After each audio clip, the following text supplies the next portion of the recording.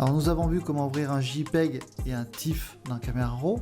Sachez qu'il est possible, lorsque vous avez envoyé votre photo dans Photoshop, d'appliquer un filtre Camera Raw. C'est-à-dire ici, vous allez dans Filtre, Camera Raw. Vous allez retrouver toute l'interface de Camera Raw dans Photoshop.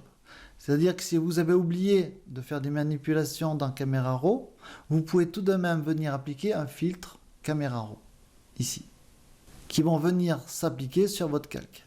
Il est conseillé d'utiliser les objets dynamiques si vous utilisez le filtre Camera Raw dans Photoshop.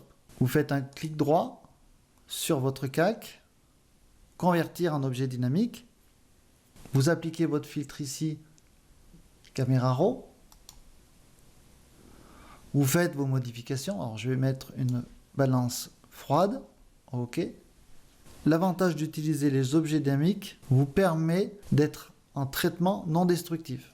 C'est-à-dire que le filtre Camera Raw est activable ou désactivable. Vous pouvez aussi, via un double clic, retourner dans vos paramètres de Camera Raw et modifier vos paramètres. Vous faites OK et le filtre dynamique s'applique automatiquement, donc il est non destructif. Si vous appliquez votre filtre Camera Raw directement sur votre calque, sans être un objet dynamique, vous n'aurez plus la possibilité de revenir en arrière. Vous êtes donc en mode destructif. Camera Raw vous donne la possibilité d'envoyer vos photos de Camera Raw dans Photoshop en objet dynamique. Pour cela, vous appuyez sur la touche majuscule tout en survolant la touche Ouvrir une image. Et lorsque vous maintenez la touche majuscule appuyée, donc vous avez Ouvrir un objet, vous cliquez dessus et automatiquement Photoshop vous ouvre un objet dynamique de votre photo.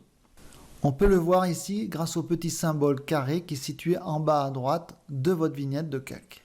Grâce à ce principe, vous pouvez retourner dans Camera Raw sans passer par un filtre Camera Raw via un double clic sur la vignette de votre calque. Je fais mes modifications et je fais OK. Je reviens dans Photoshop. Ma photo s'est donc mise à jour par rapport à mes paramètres que j'ai modifiés dans Camera Raw. Donc il y a plusieurs solutions. Soit vous descendez votre fichier RAW dans Photoshop et vous le transformez en objet dynamique, puis vous appliquez un filtre Camera Raw. Il y a possibilité aussi d'ouvrir votre RAW et de l'envoyer dans Photoshop directement en objet dynamique. Donc il y a différentes possibilités, à vous de choisir selon vos besoins.